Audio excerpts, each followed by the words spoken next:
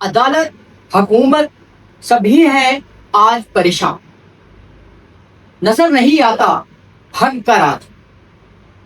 بسم اللہ الرحمن الرحیم۔ السلام علیکم ناظرین، میں ہوں محمد تابش اقبال۔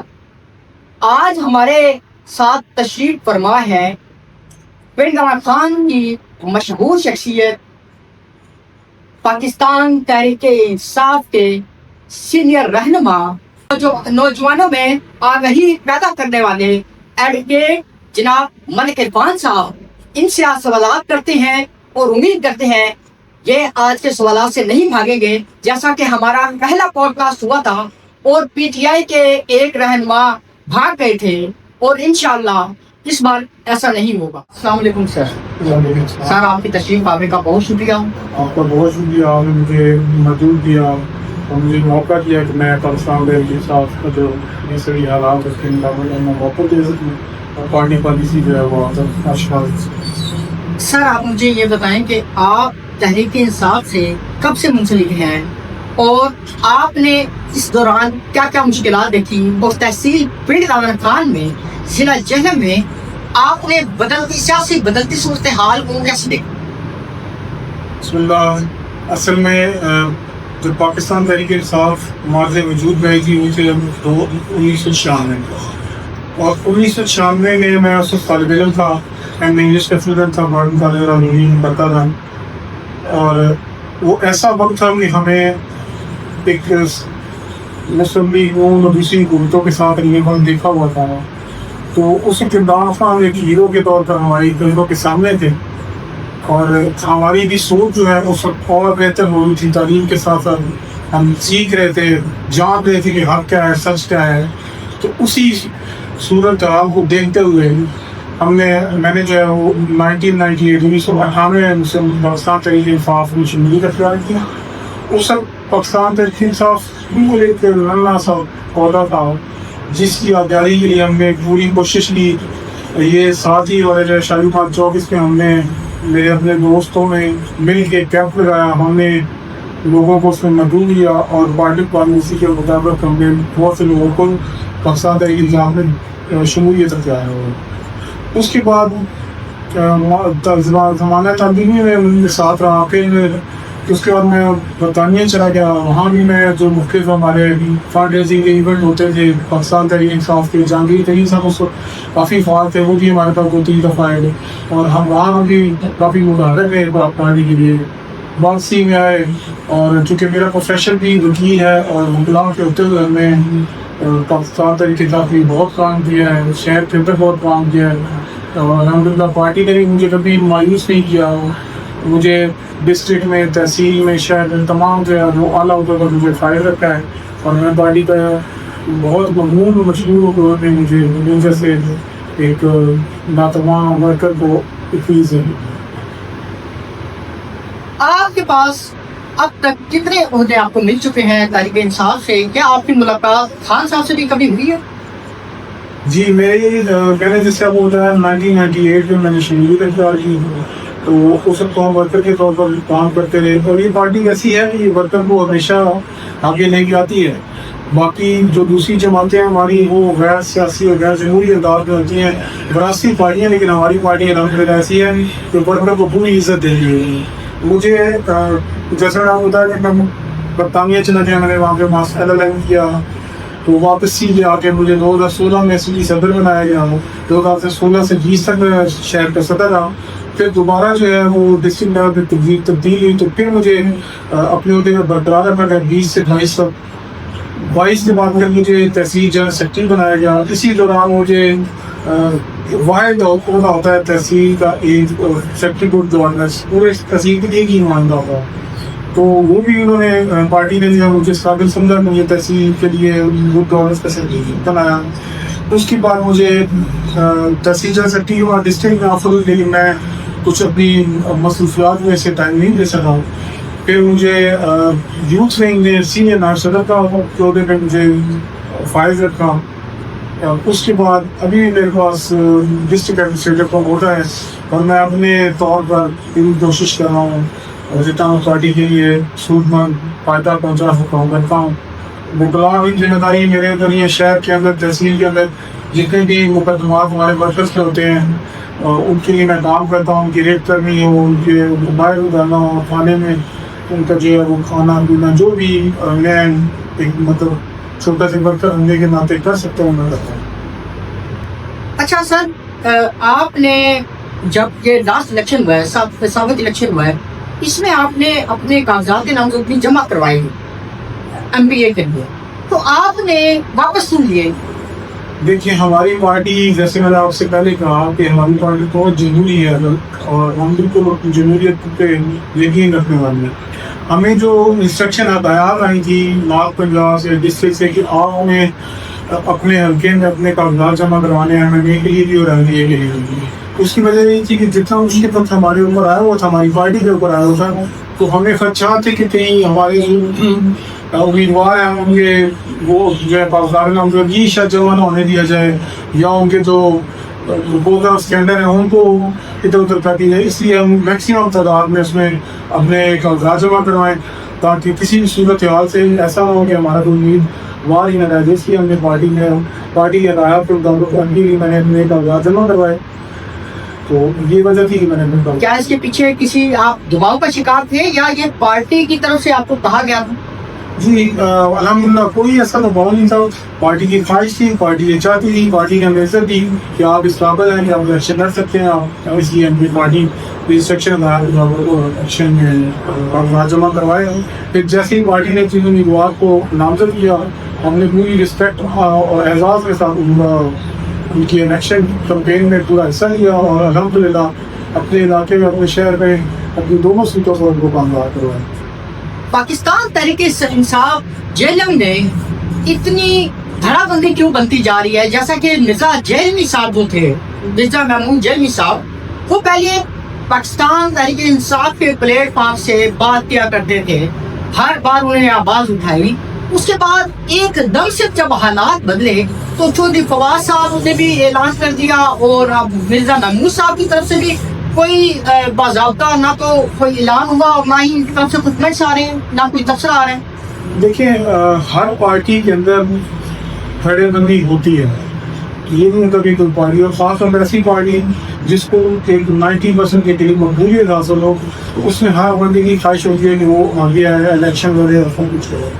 تو ہماری پارٹی میں بھی ایسا ہی ہے, لیکن یہ ہیلتھی کمپٹیشن ہے, ہم اس کو یہ نہیں کہتے کہ وہ نیگیٹو ہے. دیکھیں 2013 میں الیکشن ہوا تھا, مرزا محمود جیلمی صاحب ہمارے امیدوار تھے لڑنے کے لیے, ہم بالکل ان کے ساتھ شانہ بشانہ کھڑے رہے, ان کے لیے ووٹ مانگے, ان کے لیے جتنی کوشش کر سکتے تھے کیا.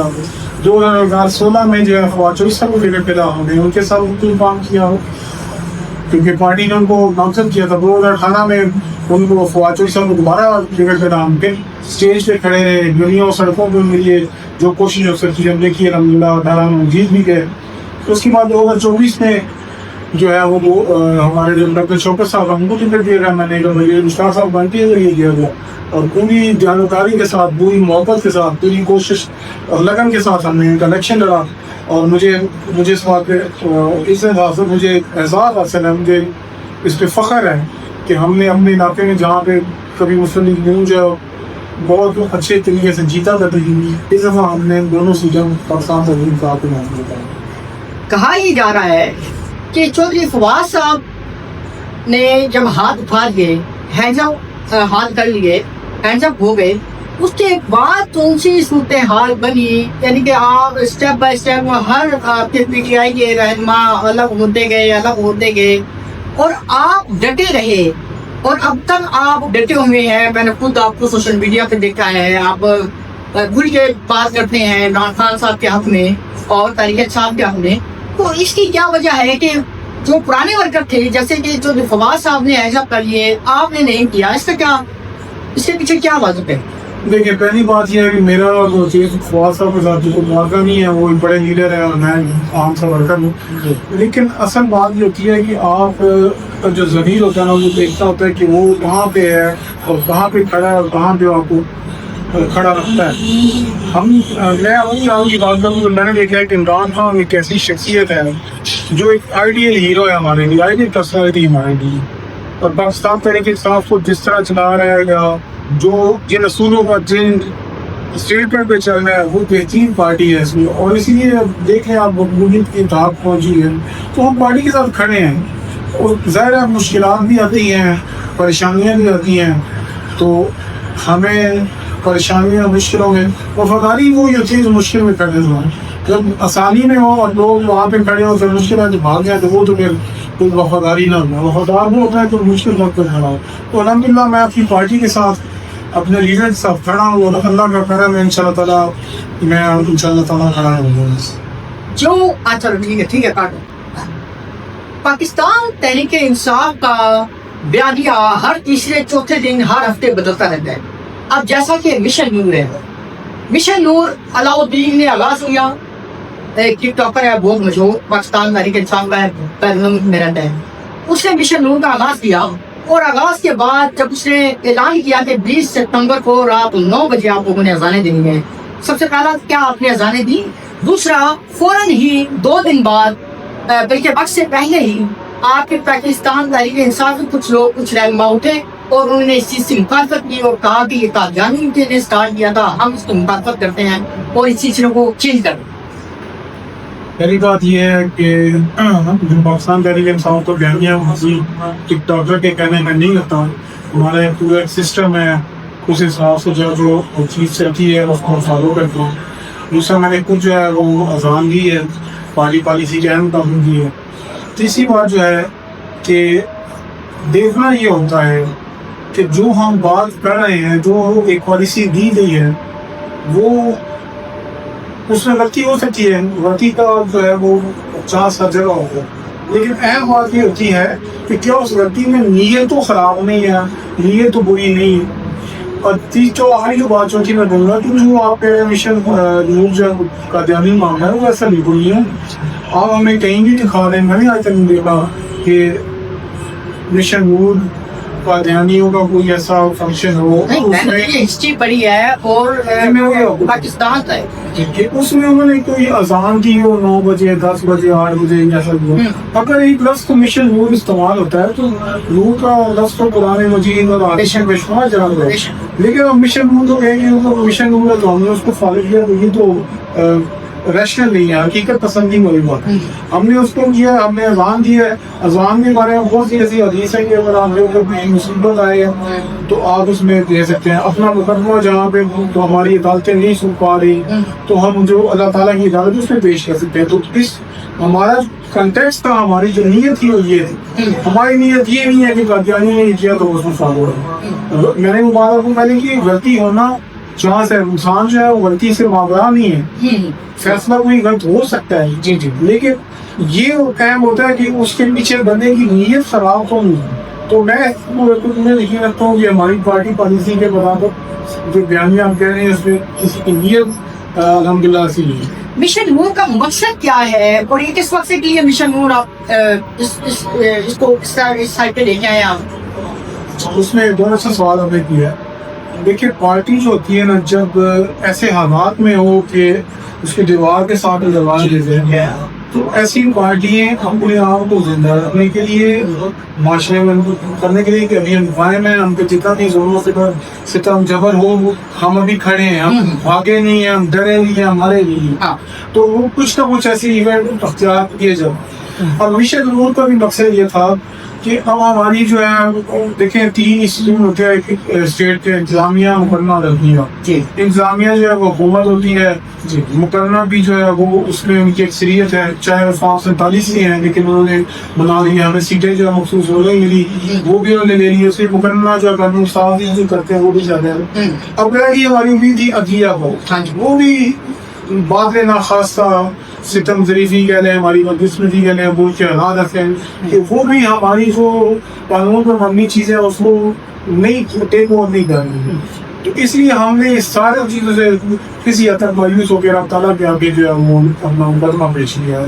آپ نے اللہ تعالیٰ کے اپنا مقدمہ پیش کیا۔ ایک سائڈ پہ حلیمہ صاحبہ یہ کہتی ہیں، حلیمہ خان صاحبہ، کہ ہم سپریم کورٹ میں جائیں گے، اور ایک سائڈ میں یہ کہا جاتا ہے کہ ہمیں سپریم کورٹ میں یا عدالتوں پہ یقین ہی نہیں ہے، اس کی کیا وجہ ہے؟ اللہ تعالیٰ کے ارشاد ہے کہ انسان کو اتنا ہی ملتا ہے کہ اس کی وہ کوشش کرتا ہے۔ جی اب ہم یہ نہیں کہہ سکتے کہ ہم بس سب کچھ بند کر کے اللہ دیا اللہ کی کہتے ہیں کوشش کرو تو میں اس کو بھی دیا تو جہاں جہاں ہمارا فوراً نظر آتا ہے وہاں پہ کوشش کرنا ہے. اس کا مقصد یہ بھی ہے کہ ایک انسان میرے اگر وہ نہیں بھی ملتا تو کم از کم لوگوں جو عوام کو پتہ چلے کہ جی یہ لینے کے انصاف کو یہ انصاف ہے تاکہ پارٹی کا جو اسٹیٹمنٹ ہے بیانیہ ہے وہ لوگوں تک پہنچے کہ دیکھیں جی پارٹی کے ساتھ کتنا ظلم و ستم ہو رہا ہے انصاف نہیں کرتا. اگر ہم گھر بیٹھے ہیں اور دستک نہ دیں انصاف ہی تو وہ تو ہمارا ختم ہو جاتا ہے جی انہوں نے کوشش ہی نہیں کی یا انصاف حاصل کی کوشش نہیں. ہم نے یہ بھی بتانا ہے اپنی عوام کو اپنے برتن کو کہ اپنی پوری کوشش کر رہے ہیں اس کے باوجود بھی جو موجودہ نظام ہے سسٹم ہے وہ ہمیں اپنا حق اور انصاف نہیں دے رہے. مشکل وقت میں عمران خان اور ضلع جہلم سے جب بھی کوئی جلسہ جلوس ہوتا ہے لوگ سڑکوں پہ آنے کی کوشش کرتے ہیں پولیس ریڈ پر جاتے ہیں. آپ کے گھر کتنی بار ریڈ پڑا یا پولیس آپ کو کتنی بار گرفتار کر کے دے گئی؟ کیونکہ میری چونکہ وابستگی بھی ہے کہ فیشن کے ساتھ وہ بھی تھوڑا زبردست ہوتا ہے. اس کے علاوہ میرے گھر بھی بے شمار دفعہ گئے ہیں اور دستک دی ہے اور خوش قسمتی کہہ لیں روح کے مجھے وہ گرفتاری میری نہیں ہو پائی. ایون میرے اوپر ایف آئی آر بھی ہو چکی ہے جس میں نے اپنی ضمانت کروائی تھی اور اس کے بعد ابھی میں ضمانت تو جو قانون ہے وہ ہمیں بھی نہیں چھوڑتا. بس یہ نہیں لگے کہ غیروں کی ایف آئی آر ہوئی ہے اور ہم اس کو جو ہے وہ فیس کر رہے ہیں اور ایسا آگے بھی جب تک ہوگا وہی بات ہی فیس کریں. شریفین یہ حرمین میں جو زبان اختیار کی گئی جب وزیر اعظم شہباز شریف بنے اور وہاں نعرے لگائے گئے اس کو آپ کیسے دیکھتے ہیں؟ کیا وہ درست طریقہ تھا؟ کیا وہ تمام لوگ پاکستان تحریک انصاف کے تھے؟ میں معذرت کروں گا کہ میں نے ویسے کوئی چیز دیکھی نہیں ہے جس کے بارے میں آپ کو بتا سکتا. اس وقت جو پاک سعودیہ کا معاہدہ ہوا ہے اس کو آپ کیسے دیکھتے ہیں کہ کیا یہ ہماری کامیابی ہے؟ اچھا یہ جو کچھ چیزیں ایکسیجریٹ کی جاتی ہیں مبالغہ رہ کی جاتی ہے بڑھا چڑھا کے جی. اب یہ جو معاہدہ ہوا ہے ایک اچھی چیز ہے اس میں کوئی دوسری رائے نہیں ہے. ہاں. لیکن یہ پہلی دفعہ نہیں ہوا اس سے پہلے بھی جہاں ضیاء الحق کے دور میں ہوا پرویز مشرف کے دور میں ہوا تو یہ ایک اچھی چیز ہے. لیکن اب ہم نے اس کو اس طرح بھی دیکھنا ہے کہ کیا یہ جو ہم نے کیا ہے صرف سعودی عرب کے لیے کیا ہم دوسرے جو مظلوم مسلمان ملکوں کے لیے نہیں کر سکتے فلسطین کے لیے نہیں کر سکتے چچنیا کے لیے ہم نے نہیں کر دیا. اس کے علاوہ اور بہت سی جگہوں میں مسلمانوں کے بہت سی ویسے جو مختلف ہو رہا ہے یمن میں اس کے علاوہ شام میں عراق میں ابھی حالیہ ایران میں بھی حملے ہوئے پاکستان میں.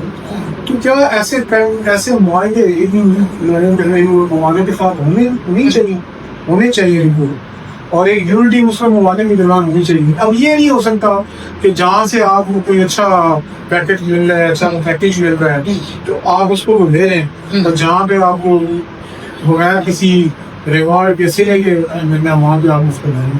تو میں یہ کہوں گا ایک اچھا عمل ہے اچھی بات ہے لیکن اس عمل کو اور مزید بڑھانا چاہیے اور فلسطین میں جتنے مظالم ہمارے مسلمان بھائیوں کے ہو رہے ہیں اس سے بھی ہمیں بھی ایکشن لینا چاہیے اور حکومت کو ایکشن لینا چاہیے. دوران جنگ میں نے خود دیکھا ہے کہ سوشل میڈیا پر جو بیانیہ بار بار بدلا گیا ظاہر یہ ہوا کہ پاکستان تحریک انصاف کے کچھ رہنما اور کچھ جو ان کے نوجوان لیڈر ہیں انہوں نے کھل کے مخالفت کی اور بیانیہ کو بار بار بدلا اور ظاہر یہ کیا کہ ہم پاکستان کے ساتھ نہیں کھڑے ہم صرف عمران خان کے ساتھ کھڑے ہیں.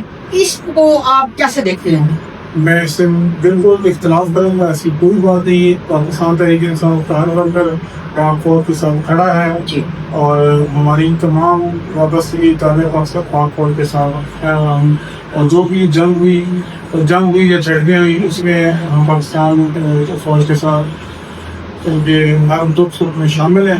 جتنی بھی شادیں غمگین ہیں دکھی ہیں اور جتنی ہمیں کامیابی ملی ہے. میرا سر آپ سے آخری سوال ہے. خان صاحب باہر کب آ رہے ہیں؟ آپ سوال سے کیا کہتے ہیں کب تک امید رکھ سکتے ہیں؟ لیکن میں مجبوری تو ہوئی کہ میں کہ فلاں ہوا ہے. اب اس ملک کے حالات ایسے ہیں کہ راتوں رات فیصلے ہو جاتے ہیں اور ہینڈ پاؤڈر بھیج کے اور بایو میٹرکس ہو جاتے ہیں رستے میں. اور اس ملک کے جو ہے سسٹم بہت پیچیدہ اور آپ کا ہیلیکاپٹر سے کیا مراد ہے؟ کیا آپ یہ کہنا چاہ رہے ہیں کہ اس کے پیچھے اسٹیبلشمنٹ ہے یا آپ یہ کہنا چاہ رہے ہیں کہ اس کے پیچھے حکومت ہے؟ دیکھیں آپ کو تو پتہ ہی ہے یہ ریسنٹلی جو نواز شریف صاحب جو سزا یافتہ ہیں، اسحاق ڈار صاحب سزا یافتہ ہیں، یہ لوگ آتے ہی سینیٹر بن جاتے ہیں، آتے ہی پھر وزیر بھی بن جاتے ہیں. اور نواز شریف صاحب کے ساتھ جیسے وہ ابراہیم الفی بچاؤ کرنے کا دیکھیں گے مکمل بھی واپس ہے اور ایک اور ان کے ساتھ کر لیا گیا. تو یہ چیزیں آپ دیکھیں کیسے ہوتی ہیں. اور جہاں تک عمران خان کا تعلق ہے، وہ ایک مرد ہے، مرد بحران ہے. ہر بحران کے اندر وہ مضبوط کھڑا ہے اور وہ کسی ڈیل کے موقع پر نہیں آئے گا. وہ اپنی بات منوا کے آئے گا. وہ بس اتنا کہتا ہے کہ ہمیں جو ہے ہمارے لیے عدالتیں جو ہیں وہ انصاف قانونی فیصلے کریں. ہم کوئی ریلیف نہیں دینا چاہتے غیر قانونی غیر قانون کے مطابق فیصلے کریں. اگر ہم اس میں گناہگار ہوں سزا دیں اور اگر ہم اس میں معصوم ہوتے ہیں تو آپ کیا دیں. نوجوانوں کے لیے آپ کیا پیغام دینا چاہتے ہیں؟ تحریک انصاف والوں کو بھی اور پاکستان عوام والوں کو. دیکھیے سب سے پہلی بات یہ ہے کہ جو ہمارے نوجوان ہیں وہ اپنا خود جو ہے تعلیم پر اور خوشگوار ہماری جو عوام ہے وہ کہ سوشل میڈیا میں تو بہت زیادہ سمجھدار کر دی ہے، لیکن مزید میں چاہوں گا کہ وہ بہترین مشاورت کی طرف آئیں اور جو بری سرگرمیوں سے بچیں. اس کے علاوہ اپنے علاقے، اپنی گلی، اپنے محلے، اپنے شہر کے لیے جو مسائل ہیں اس کو خود حل کرنے کی کوشش کریں. جو وہ خود نہیں کر سکتے وہی مسائل جو ہے انتظامیہ تک پہنچائیں اور وہاں سے کریں جو رستہ ان کو نظر آتا ہے اس رستے کے حساب سے اپنے مسائل حل کریں اور ملک کو بہتر طریقے سے اس کی ترقی کی معاون حاصل. شہباز گل اس وقت امریکہ میں بیٹھا ہوا ہے. وہ ہر اپنا بلاگ پاک فوج کے خلاف کر رہا ہے، حکومت کے خلاف کر رہا ہے. چلے حکومت تو اس سائڈ میں چھوڑ دیں. وہ اس کا بیانیہ کیوں بار بار پاک فوج پہ آج اس کی بات پھنس جاتی ہے، پاک فوج کو برا بھلا کرتا ہے؟ صرف یہی نہیں ہے، اللہ الدین بولتا ہے، عمران ریاض بولتا ہے اور یہ شہباز گل بولتا ہے. اس کو آپ کیسے دیکھتے ہیں؟ کیا انہیں ہی کرنا چاہیے؟ جو بھی نام نہیں ہے ان کا جواب ان کو دے سکتے ہیں. میں اس پر سے ہوگی اگر وہ کچھ کرتے ہیں تو اس کا جواب بہتر ہے وہ خود دیں. جو ایسا کیوں کرتے ہیں ان کو کرنا چاہیے. ناظرین، آج کا پوڈ کاسٹ اختتام پذیر ہوتا ہے. ہم اپنے گیسٹ کو ایک بار پھر ویلکم اور شکریہ ادا کرتے ہیں کہ آپ نے ہمیں موقع دیا اور ملتے ہیں انشاءاللہ نئے پوڈ کاسٹ کے ساتھ. تب تک کے لیے اللہ حافظ. چل بند.